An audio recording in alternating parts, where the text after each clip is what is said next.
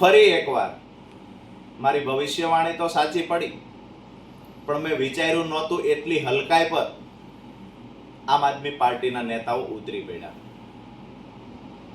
મને એવું હતું જનતા રેડ કરીને સહાનુભૂતિ મેળવશે, સ્ટિંગ કરીને સહાનુભૂતિ મેળવશે, ખોટી નવટંકીઓ કરીને ગુજરાતની સુરતની જનતાને ગેરમાર્ગે દોરવાનું કામ કરશે.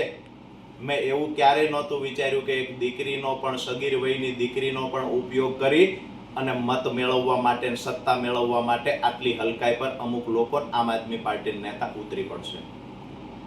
આજે સુરતની ઘટના એક ગુજરાતી હોવાના નાતે ખરેખર શરમથી માથું ઝૂકી જાય. સત્તાનો ઉપયોગ કરવા માટે દીકરીનો ઉપયોગ કેટલું વ્યાજબી છે? સુરતની અંદર મોહમ્મદ અઝીઝ નામના વ્યક્તિએ પાટીદાર સગીર દીકરીની છેડતી કરી. તરત જ થોડી વારમાં મોટી સંખ્યામાં પાટીદાર સમાજની સાથે અન્ય સમાજ એકઠો થયો. હું હંમેશા કહું છું, કોઈ પણ દીકરીની છેડતી ક્યારેય સાખી ન લેવાય. પાટીદાર સમાજની દીકરી હોય કે અન્ય સમાજની દીકરી હોય, દીકરી માં અને બેન જ હોય.